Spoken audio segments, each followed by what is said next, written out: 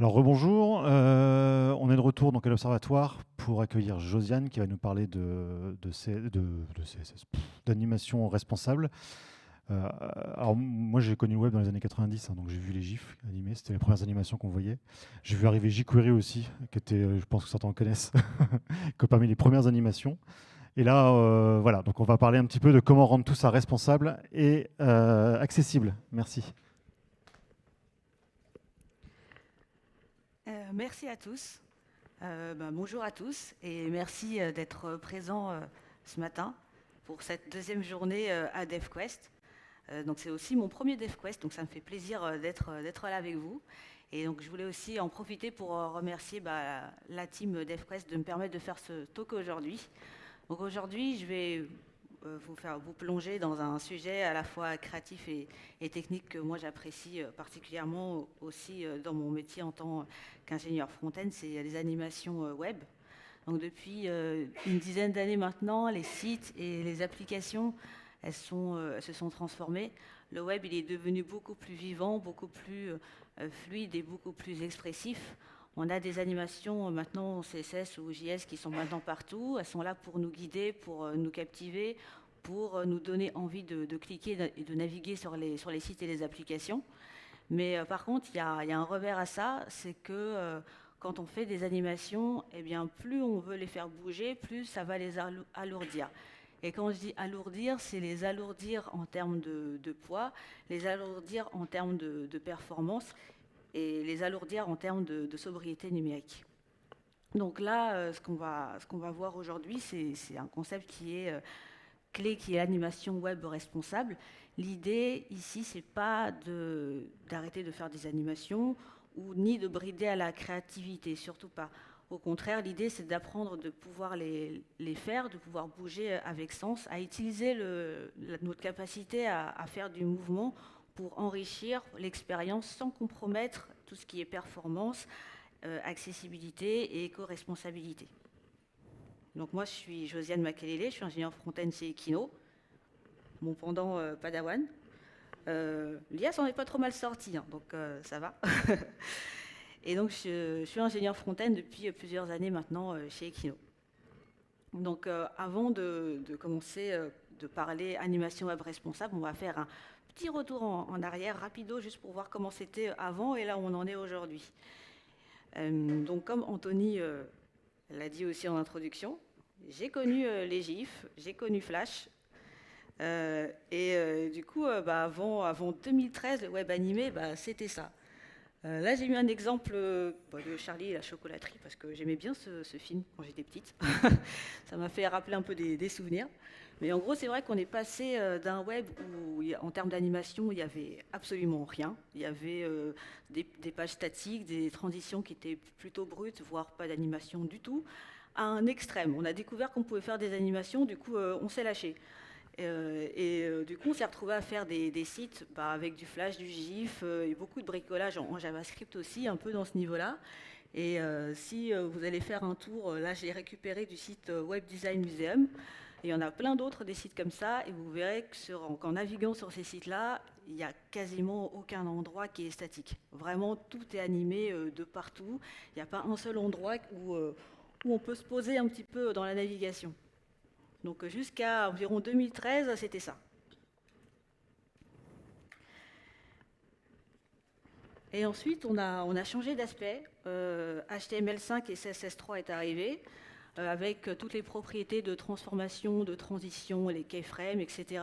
Ensuite, il y a les flexbox qui sont arrivés, les grids aussi, et notre capacité à faire des composants de plus en plus minimalistes aussi. Et là, pour la première fois, en fait, on s'est retrouvé dans un cas où on pouvait nativement faire des animations parce que les choses devenaient beaucoup plus natives côté navigateur. Et donc, ça devenait beaucoup plus fluide, beaucoup plus léger, beaucoup plus accessible. Et donc là, là j'ai pris l'exemple d'un site de template de réservation de vacances. Et là, en fait, on est arrivé sur des animations qui deviennent beaucoup plus immersives, beaucoup plus narratives. L'idée, c'est d'embarquer l'utilisateur dans une expérience de navigation. Et là, je ne parle même pas aussi de tout ce qui est arrivé avec l'explosion du JS, de WebGL, avec toutes les librairies que vous avez peut-être entendu parler chez SAP, Scroll Trigger, Scroll Framer Motion, Scroll Magic, etc.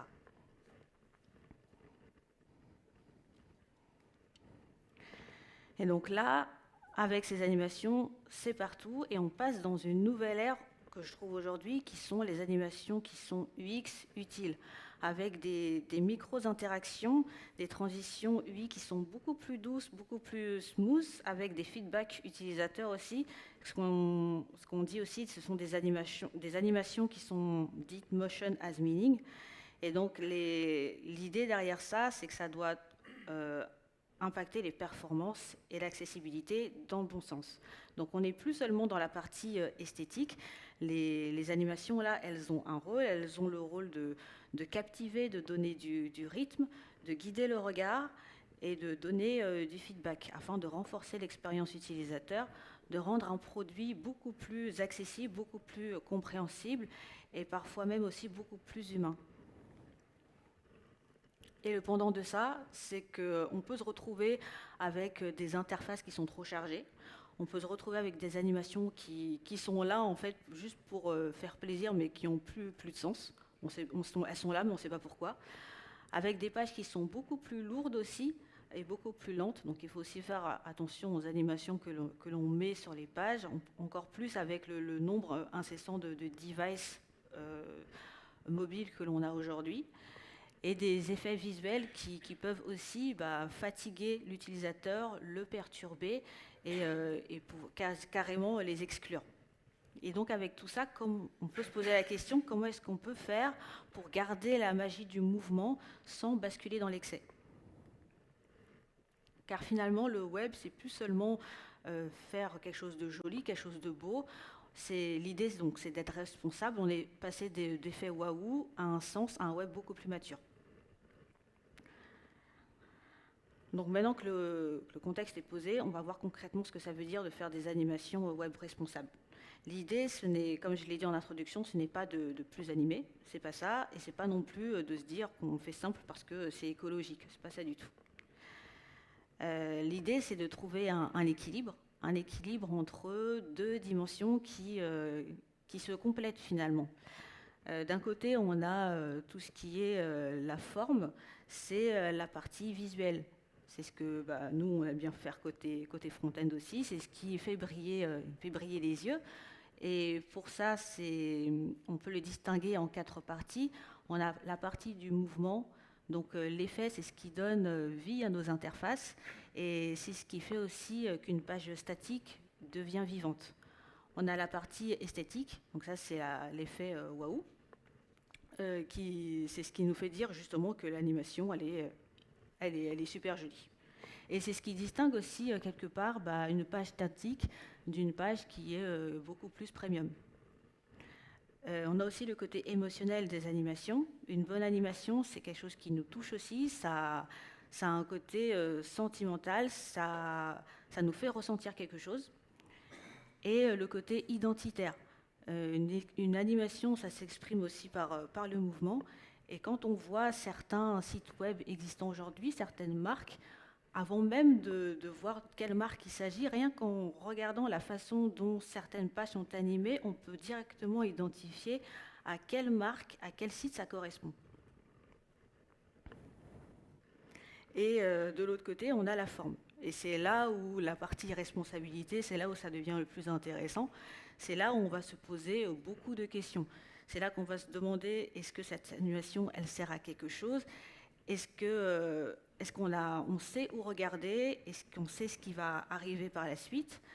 On a la partie performance sur est-ce que notre animation elle tourne à 60 fps ou plus ou moins? Est-ce qu'elle n'est pas là pour ralentir la page? Si oui, qu'est-ce qu'il faut faire pour pouvoir pallier à ça? Est-ce que l'animation sur ma page, elle n'est pas en train de consommer ma batterie? La partie accessibilité, est-ce que mon animation, elle exclut quelqu'un? Et la partie sens. Est-ce que mon animation raconte quelque chose de cohérent? Est-ce qu'elle est là pour donner une direction, pour guider l'œil au bon endroit? Et donc finalement, quand on se retrouve à faire des animations, On n'est plus là à se demander est-ce qu'on doit faire quelque chose de beau, mais plutôt est-ce que notre animation a une raison d'être ici. Et donc dans les sections suivantes, on va voir qu'en fonction des différents aspects, tout ça implique concrètement. On va commencer par la partie éco-responsabilité. L'animation, c'est du mouvement. Et quand on parle de mouvement, côté dev, ça implique du calcul. Du calcul en termes de CPU, donc côté processeur pour gérer les frames, du calcul côté GPU pour la partie processeur graphique pour rendre les transformations. Et en général, tout ça, ça peut malheureusement impliquer beaucoup de batteries consommées, des ventilateurs qui s'emballent. Je pense qu'on a déjà vécu ça quand on va sur un site internet et tout d'un coup notre Mac devient un avion à réaction. Et ça, à l'échelle de milliers d'utilisateurs, ça compte, ça a vraiment un impact très fort. Et donc du coup, l'éco-responsabilité dans l'animation web, ça consiste à dire on anime ce qui sert à l'utilisateur et pas juste ce qui sert à impressionner. Et donc pour ça, il y a quelques bonnes pratiques à mettre en place. Là, je vais surtout parler de bonnes pratiques au niveau CSS et JS aussi, en fonction de l'utilisation. Donc déjà, pour les animations, ce que je préconise toujours, c'est de préférer le CSS. Je sais que c'est tentant en fonction des urgences projets, aussi de notre connaissance, de fait de pouvoir aussi choisir une solution rapidement pour pouvoir délivrer nos features. Mais c'est vrai que préférer le CSS au JS, ça va éviter la surcharge JavaScript, ça va permettre de laisser le JavaScript pour traiter des tâches beaucoup plus complexes. Et surtout, aujourd'hui, il y a beaucoup de choses qu'on peut faire sans le JavaScript aujourd'hui pour les animations. Et on va gagner en performance de ce côté-là.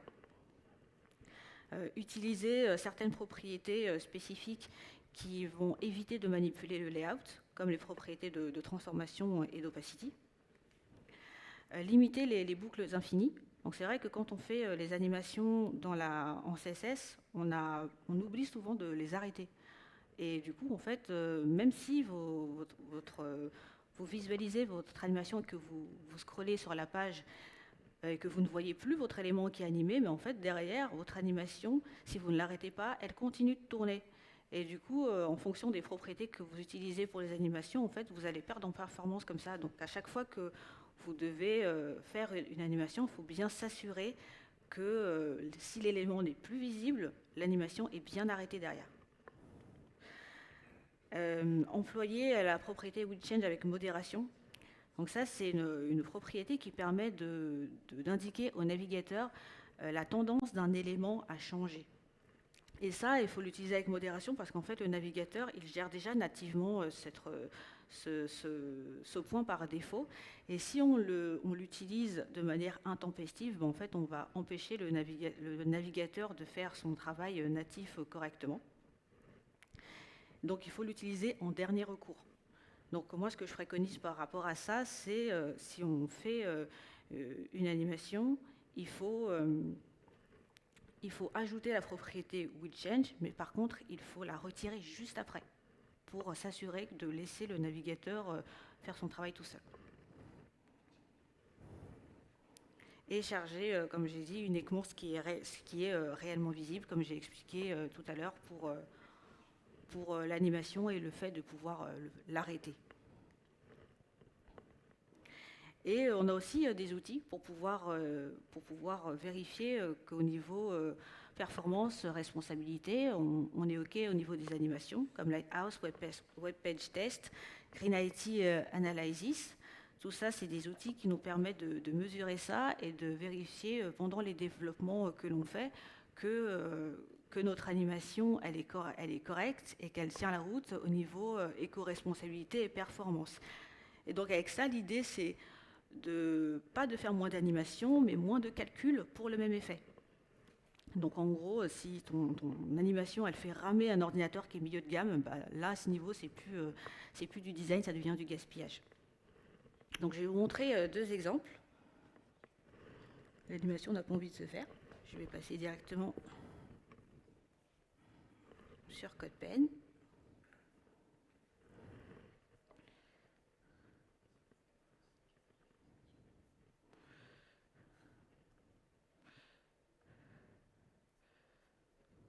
Non, c'était pas prévu ça. Alors du coup, là, j'ai fait deux exemples d'une animation très simple d'une card.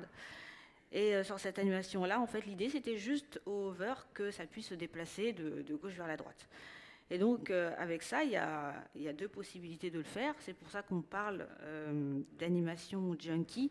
Ce sont des animations qui ne s'exécutent pas d'une manière fluide. Au fur et à mesure, elles vont commencer à se saccader, elles vont commencer à avoir des retards, des images qui sautent, etc. Et un rendu qui va accrocher. Donc quand on se retrouve avec plusieurs éléments dans une même page qui font ce type d'animation en utilisant les mauvaises propriétés CSS, c'est pas terrible niveau performance. Donc là, dans l'exemple que j'ai fait, qui est de gauche ici, où j'ai fait une mauvaise pratique. J'espère que vous voyez dans le fond. Mais en gros, j'utilise les propriétés qui vont manipuler le layout. Donc ici, les propriétés, j'ai mon animation et je vais passer par les propriétés left. Donc c'est une propriété qui va manipuler le layout et donc du coup, ça va consommer du CPU et ça va être gourmand en performance. Là où à côté, j'ai fait exactement la même animation sur la carte de droite, mais par contre, je passe par les propriétés de transformation. Et celle-là, ça ne va pas manipuler le layout, donc il ne va y avoir aucun impact niveau performance.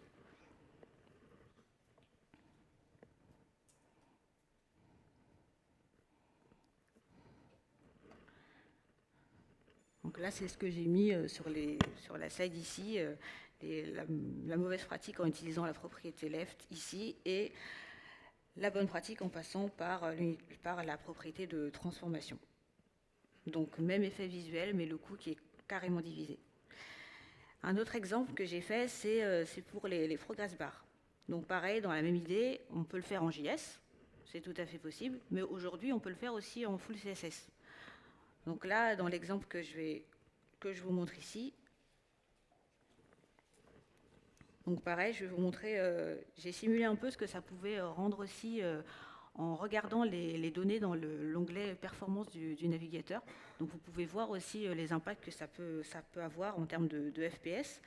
Et donc si je démarre mon animation en utilisant les propriétés qui vont manipuler le layout, on voit que du coup, enfin je les fais en JS là, mais du coup on voit qu'à chaque frame, on fait des appels JS pour arriver à 100%. Ce qu'on peut totalement éviter aujourd'hui, vu que maintenant on peut le faire en full CSS uniquement. Et donc du coup, il n'y a rien du tout. Et je consomme absolument pas de CPU. Et pour info aussi, là je l'ai fait donc du coup dans une barre qui passe directement de 0 à 100% en full CSS. Mais si jamais vous avez besoin d'avoir des données dynamiques quand vous travaillez avec vos composants, en prenant les frameworks React, Angular ou Next, etc., vous avez aussi la possibilité de passer par les data attributes en CSS. Donc du coup, vous pouvez récupérer la valeur que vous récupérez dans votre composant. Le CSS, on peut récupérer en CSS la valeur de ce data attribute et faire animer la progress bar. Donc vraiment aujourd'hui, c'est un exemple de ce qu'on peut faire aujourd'hui uniquement en full CSS sans passer par JavaScript.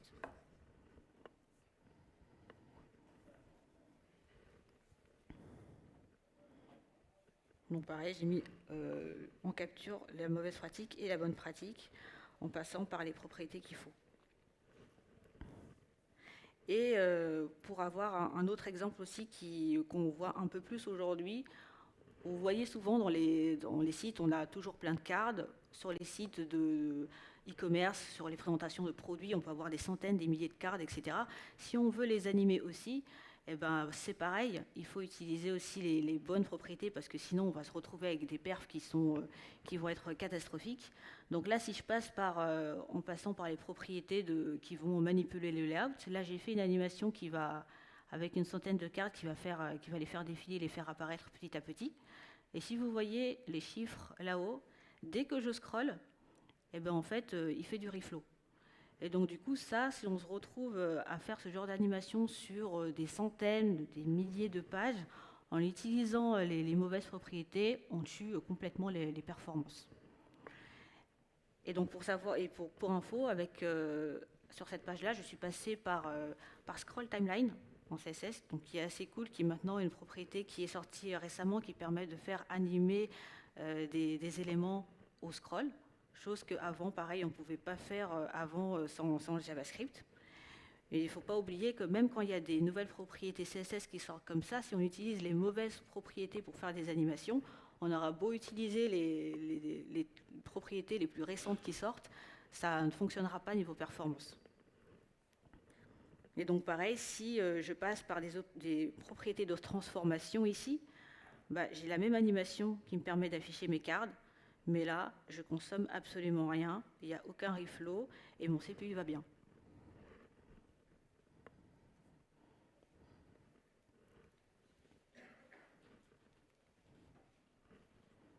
Donc mauvaise pratique en passant par les propriétés top left et de taille aussi. Et la bonne pratique en passant encore une fois par les propriétés de transformation. Donc concrètement, et on pose souvent la question, quand est-ce que je dois utiliser le CSS, quand est-ce que je dois utiliser le JavaScript pour faire des animations? Et la réponse c'est toujours ça dépend.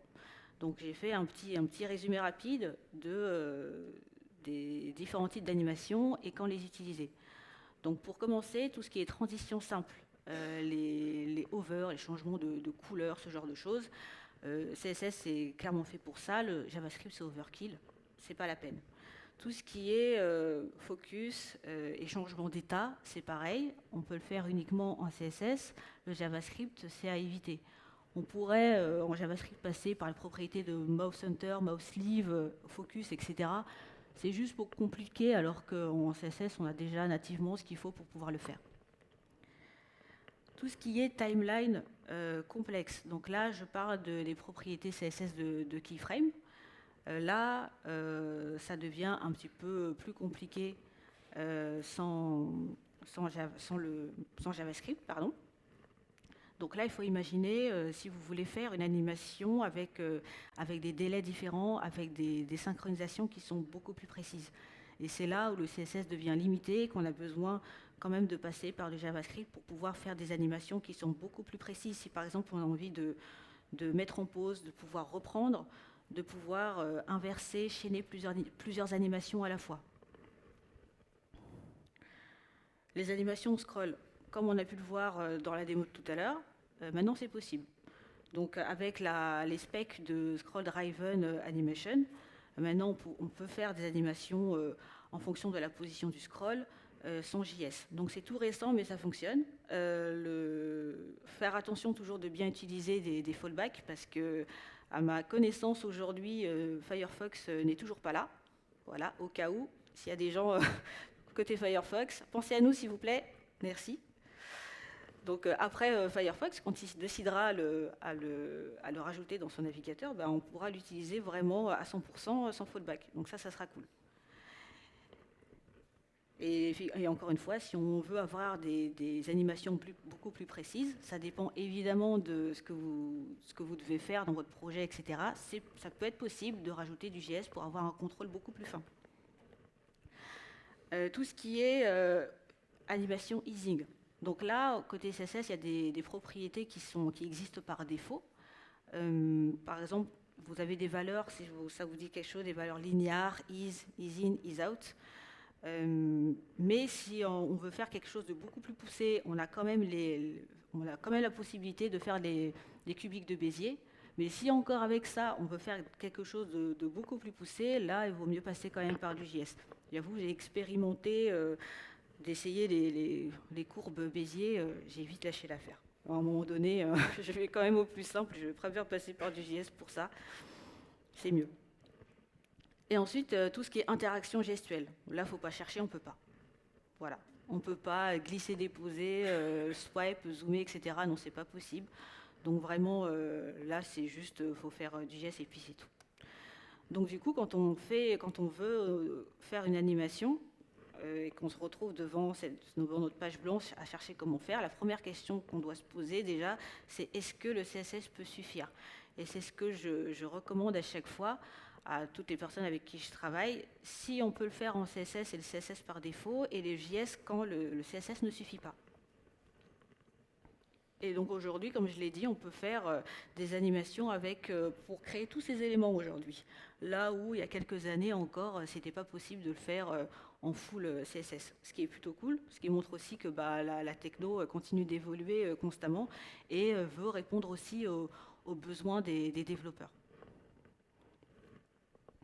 Donc là, on va parler maintenant d'impact humain, maintenant qu'on a vu la partie performance et impact environnemental. Donc j'ai mis en exemple là, vous l'avez vu, hein, le site d'Apple, quand ils ont sorti leur iPhone 16. Pour certaines personnes, les animations, c'est pas juste gênant, ça peut être épuisant, ça peut être stressant, ça peut être parfois même dangereux. Faire des flashs rapides, avoir des zooms qui sont brusques, avoir des mouvements qui sont vraiment agressifs ou des scrolls forcés. Pour certaines personnes qui sont photosensibles, qui ont certains troubles de la concentration, de la vision, qui sont juste fatiguées, c'est vraiment contraignant pour eux de pouvoir naviguer sur ce type de site-là. Et pour nous, côté des développeurs, c'est aussi notre responsabilité de leur trouver des solutions pour pouvoir pallier à ça. Et donc du coup, en CSS, on a une propriété qui existe pour ça, qui est Prefer Reduce Motion. Prefer Reduce Motion, elle est là pour détecter si un utilisateur a activé un réglage sur son appareil qui permet de minimiser la quantité de mouvements qui sont non essentiels.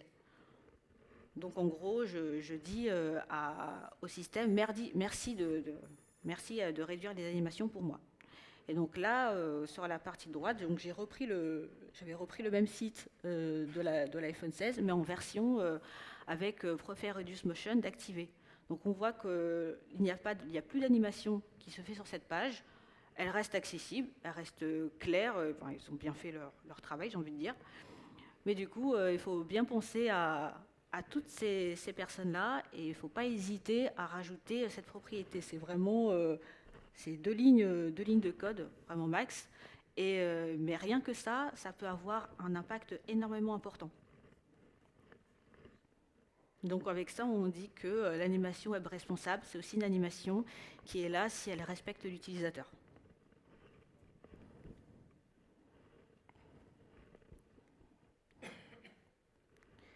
Et donc des bonnes pratiques pour ça, comme j'ai dit, respecter les préférences système. Si les utilisateurs ils activent cette possibilité-là, bien penser à eux pour pouvoir le rajouter à notre tour dans notre code. Éviter de faire des animations qui sont brusques. D'ailleurs, au niveau accessibilité, avec le WCAG, donc Web Content Accessibility Guideline, si vous êtes sur des projets où vous avez besoin d'avoir un niveau A, AA, AAA, etc., ça fait partie des règles. C'est le niveau A obligatoire, c'est avoir au maximum 3 flashs par seconde. Donc il faut bien penser à ça aussi. Et donc privilégier pour le coup des micro-transitions qui sont beaucoup plus calmes, beaucoup plus fluides. Donc maintenant, on va passer au dark pattern. Donc c'est quelque chose qu'on a souvent tous rencontré. Ce sont des techniques de design qui sont malheureusement là intentionnellement pour nous manipuler, qui utilisent l'animation aussi pour pouvoir tromper l'utilisateur, pour les forcer à prendre des décisions qu'ils ne souhaitent pas.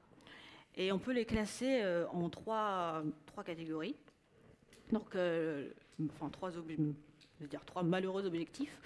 Le premier, c'est de créer une urgence artificielle.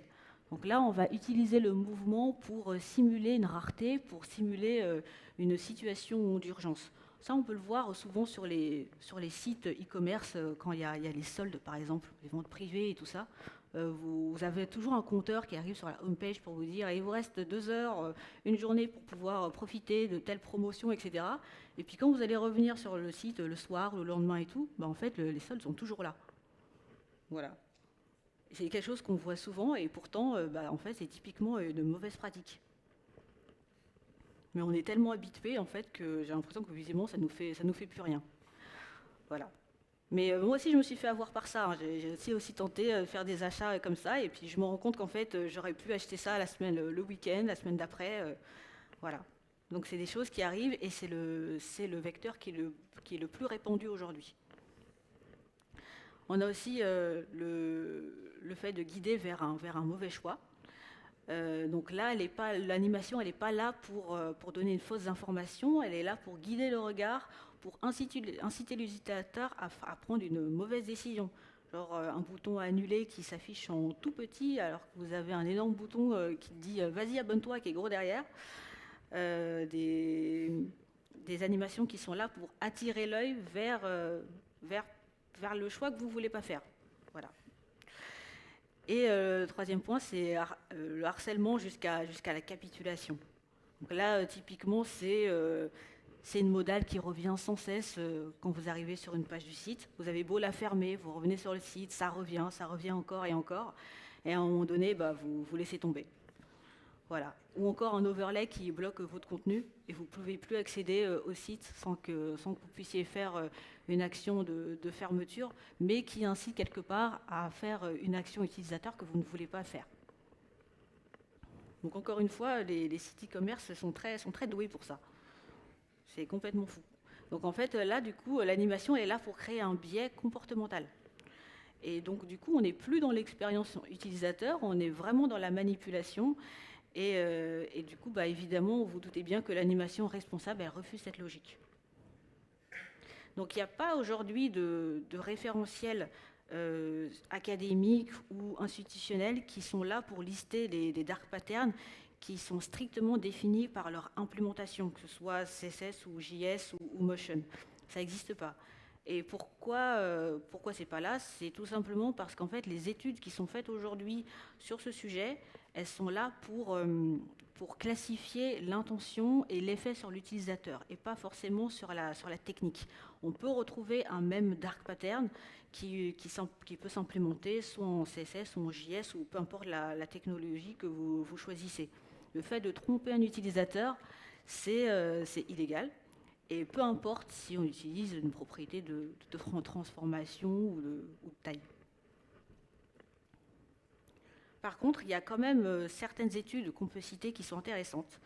On a celle de Colin M. Gray, qui est un professeur qui travaille à l'université d'Indiana, qui a rassemblé 64 types de dark patterns avec 11 sources académiques et réglementaires.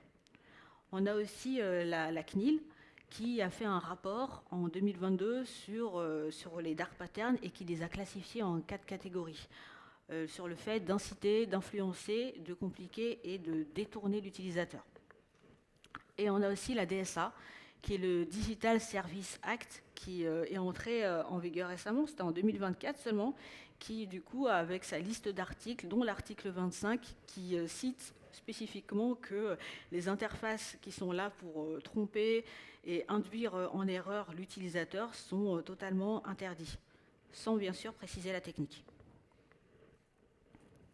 Et la référence qui est la plus citée aujourd'hui sur Internet, c'est le Deceptive Design. Donc l'auteur, c'est Harry, j'espère ne pas faucher sur son nom de famille, Brignol, qui, l'ancien site, c'était darkpattern.org, je ne sais pas si vous connaissez, c'est devenu aujourd'hui Deceptive Design.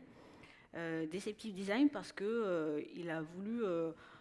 renommé pour abandonner en fait ce terme pour avoir plus un terme de pattern trompeur. Et donc c'est lui qui a popularisé le concept et c'est lui qui est du coup le plus cité dans les études. Et donc dans son site internet et dans le livre aussi qu'il a fait, on cite 16 types de deceptive patterns. C'est le référentiel qui est le plus reconnu et j'insiste, ça ne constitue pas un avis juridique. Il ne faut pas attaquer un site en citant un de ces une de ces règles, parce que là, ça va pas marcher. Et donc, du coup, parmi les règles qu'il a citées dans son livre et dans son site internet, il y a plusieurs, quasiment la moitié en fait, des patterns qui concernent l'animation et le mouvement. Donc là, j'ai listé ici tous les types d'animation que l'on retrouve aujourd'hui sur internet et qui sont liés à l'animation et le mouvement. Et que du coup, vous avez sûrement déjà vu aujourd'hui. Ça va du fake urgency au nagging et tout ce qui est présélection, obstruction, etc. Et donc, par exemple, pour en avoir codé vite, rapido, hop, je vais retourner.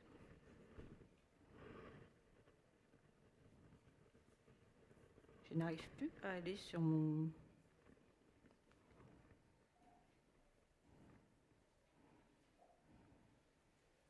Non. Non. Bon. Ça me fait un truc bizarre.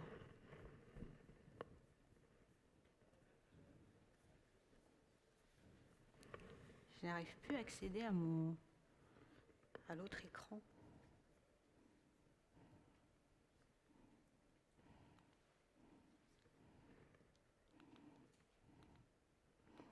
Petit souci technique.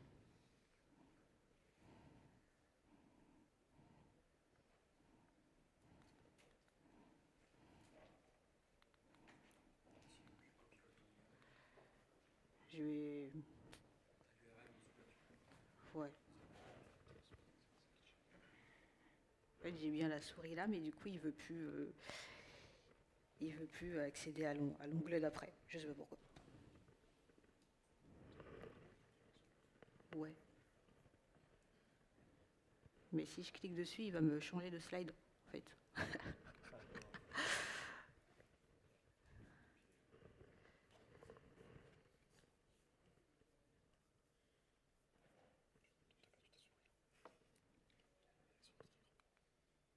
Ouais, dur. Je peux pas. Bon. Je vais en faire à l'ancienne. Hein. Alors, on va faire ça comme ça.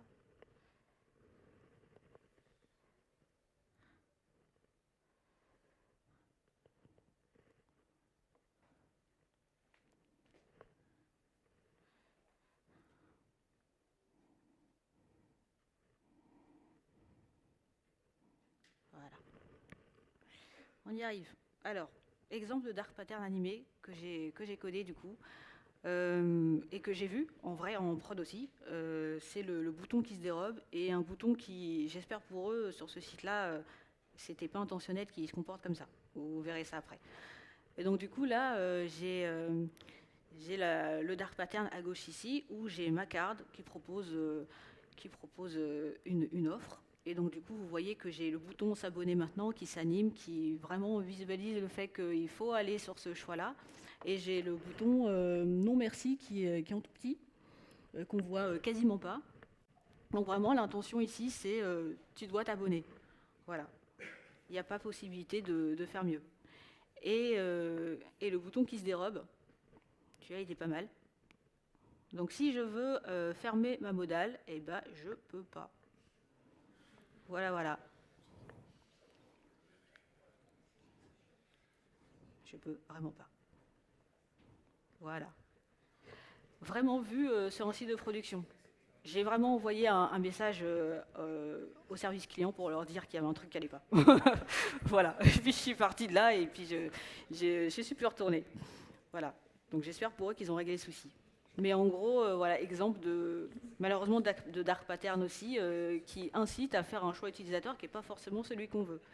Et donc l'exemple éthique à côté, j'ai mes deux boutons qui sont bien visibles, qui ont la même taille, qui sont bien présents. Oui, le bouton s'abonner est d'une couleur différente et il est mis en valeur, mais on n'a pas d'animation qui incite à en faire un choix. Et classique hein, pour la modale qui a un comportement normal. Voilà.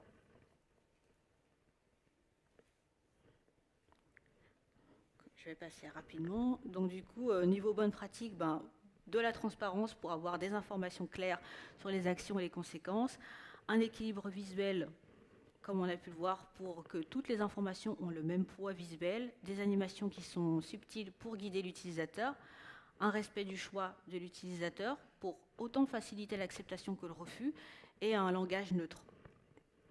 Pas de culpabilisation ou de pression émotionnelle. Donc comme je l'ai dit, l'animation responsable, elle refuse la manipulation. Le droit commence à l'imposer et elle commence même à le condamner. On a eu un exemple en début d'année 2026 avec eDreams. Je ne sais pas si vous en avez entendu parler, mais ils ont été condamnés en tout cas en janvier 2026 à payer une amende de 9 millions d'euros parce qu'ils ont utilisé une pratique de fake urgency pour provoquer une pression urgente à l'achat sur leurs offres. Et de présélectionner aussi une option payante que la plus chère en plus que l'utilisateur ne veut pas forcément.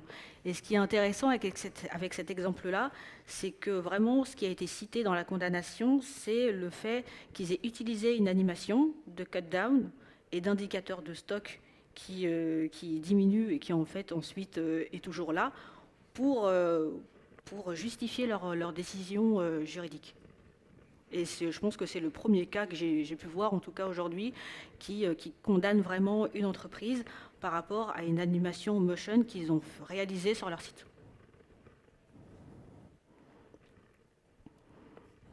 Donc la dernière partie, c'est sur l'animation et la psychologie du mouvement. Notre cerveau est détecté pour câbler le mouvement, c'est un réflexe. Donc chaque animation a une interface qui est là pour capter l'attention, c'est pas neutre. Quand on veut animer quelque chose, on se dit toujours de regarder ici. Si on anime partout, le cerveau il ne sait plus où regarder. Et résultat avec ça, on se retrouve avec une surcharge cognitive, de la fatigue ou de la perte de hiérarchie visuelle. Donc l'animation responsable là, elle est là pour donner une animation qui est stratégique et qui a du sens. Et pour ça, on doit guider le regard, comme j'ai dit, pour montrer ce qui vient de se passer. On doit lui indiquer ce qui vient de se passer. On peut aussi confirmer qu'une action a réussi pour pouvoir attirer l'œil au bon endroit et au bon moment. Et donc là, j'ai mis 3 exemples ici d'animations qui ont des fonctions principales dont l'objectif est de guider, d'expliquer le processus et de fournir un feedback. J'ai un menu ici où au hover, quand je vais sur le menu, on sait où on va aller, on sait vers quelle page on va et on sait quelle action ça va déclencher. Pour expliquer le processus, j'ai pris l'exemple d'un loader de chargement. On sait qu'il va y avoir un changement d'état et du coup, l'utilisateur sait qu'il doit attendre avant de passer à l'étape suivante. Et pour fournir le feedback, c'est le bouton de validation. C'est dommage que les animations n'ont pas envie de se faire là. Mais en gros, j'avais un bouton validé qui, quand je cliquais dessus, mettait le bouton OK en vert. Donc ça, c'était pour indiquer une animation de confirmation d'action et de validation d'action.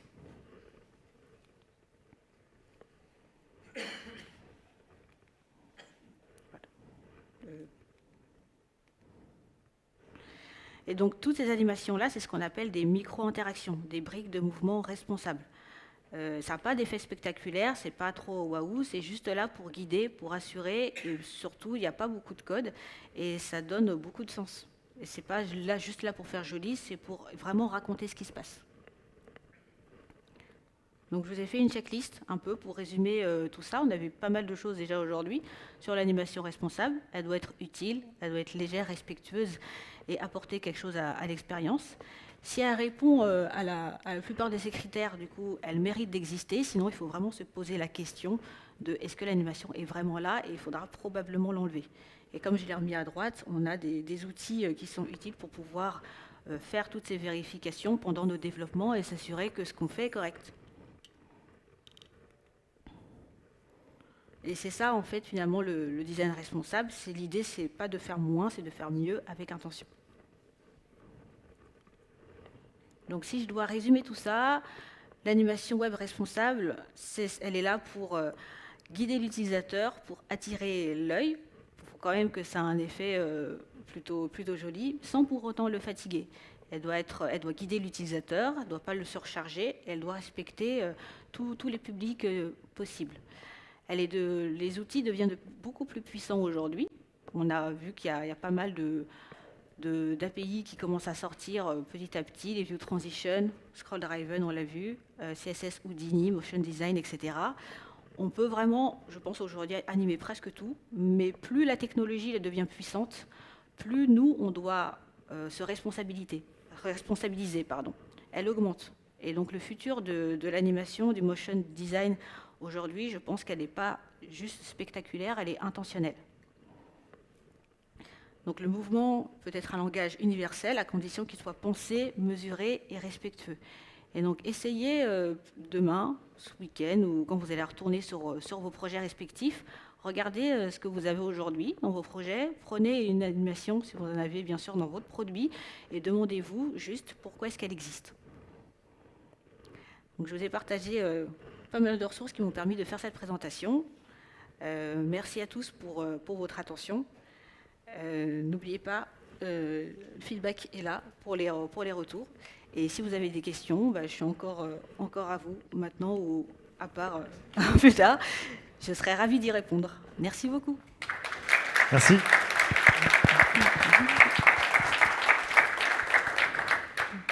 Ouais, pensez bien au feedback, c'est important pour les présentateurs. Donc, est-ce qu'il y a des questions? On a un petit peu de temps. Ok. Mon acolyte va passer. Merci pour la présentation, c'était très intéressant. Tu parlais justement du coup de choisir le CSS plutôt que le JavaScript si quand c'est possible. Et je me posais la question justement dans un cas pratique, j'avais fait une page de statistiques où j'avais un camembert et des stats bars. Et tu parlais aussi de progress bar, on pouvait récupérer depuis, j'imagine, un back-end, un pourcentage qu'on pouvait envoyer au CSS, enfin j'ai compris comme ça. Est-ce qu'on peut faire la même chose du coup avec des stat bars ou des camemberts qu'on utilise actuellement avec Chart.js? Est-ce qu'on pourrait du coup faire la même chose avec du CSS? C'est un peu plus complexe que juste une barre de progression, mais... Ce serait, alors à mon avis, ce serait un peu plus complexe qu'une barre de progression, mais à partir du moment où tu peux, pareil, récupérer la valeur de ton pourcentage dans la CSS en passant par les attributs, et du coup, tu vas pouvoir construire ton camembert en full CSS comme ça. Donc pour moi, je pense que c'est possible, ouais. Ouais, ok. Je testerai alors, merci.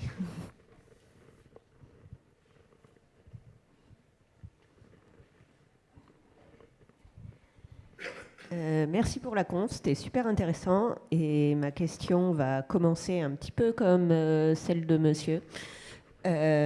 Justement, avec tout ce qui est diagramme camembert et tout en CSS, donc je confirme, oui, c'est possible parce qu'il y avait eu une conf il y a 2 ans au DevQuest sur un mec qui avait présenté ça. De côté HTML, il avait juste des tables TR, TD et tout le reste, il transformait ça en camembert uniquement en CSS. Par contre, son CSS était une usine à gaz. Il y avait des fonctions trigonométriques de partout. Et du coup, ma question dans ta partie CSS versus JS avec le CSS pour privilégier les performances, est-ce que pour toi, c'est OK de sacrifier, alors raisonnablement bien sûr, ce côté performance pour préserver la lisibilité du code? Est-ce que c'est OK de revenir sur un JS plus simple, plus lisible, plus maintenable, plutôt que de partir dans ces CSS qui, oui, ont a priori tout pour plaire en termes de perf, en termes d'accessibilité aussi, mais qui, le jour où un autre dev revient 6 mois après sur le truc, à part se pendre ou tout reprendre de zéro, il n'a pas trop de solution. Merci pour ta question, c'est très intéressant. Moi, personnellement, je privilégierais quand même la maintenabilité. Okay. Comme tu l'as dit, il faut aussi penser aux autres membres aux autres membres de l'équipe, les collègues avec qui on travaille. Ça m'arrive aussi de faire des choses hyper complexes en CSS et au final, quand il y a une autre personne qui se retrouve derrière et qui doit faire des modifications, il ne comprend pas trop ce qui se passe parce qu'il n'a pas forcément toute l'expertise là-dessus. Donc, dans ces cas-là, il faut quand même parfois aussi privilégier la solution qui est la plus maintenable pour tout le monde. Et si c'est plus simple et plus gérable de passer par des librairies JS ou autres pour gérer quand même ces éléments-là, parce que faire un camembert, c'est quand même pas simple non plus. Je préférerais quand même que l'on passe par ça. Ok, merci. On fait encore une question et... Salut, merci pour la presse. Est-ce que tu as un avis sur... tu en as parlé dans la synthèse de View Transition. Est-ce que tu as un avis sur, sur cette propriété-là et sur l'impact sur les ressources de la bécane en fait, là-dessus? Dans un cadre éco-responsable, est-ce qu'il faudrait les utiliser ou pas? Voilà. Merci pour ta question. Pour moi, oui. Enfin, ça a un impact dans le bon sens, j'ai envie de dire. Parce que du coup, encore une fois, on passe par des propriétés natives pour pouvoir le faire. Donc on va beaucoup moins solliciter le CPU ou alors des appels JavaScript pour pouvoir effectuer ce type d'animation. Donc je pense que en faisant ces animations-là, en tout cas, on va gagner en perf. On va pas trop consommer, je pense. Et surtout, ça va dépendre aussi de l'élément que tu vas animer et du nombre de view transition que tu vas faire. Merci. D'accord, merci. Alors, je suis désolé pour ceux qui ont encore des questions, mais je pense que Josiane est disponible de toute façon. Et puis voilà, on en arrête là. Donc, bravo Josiane. Merci beaucoup.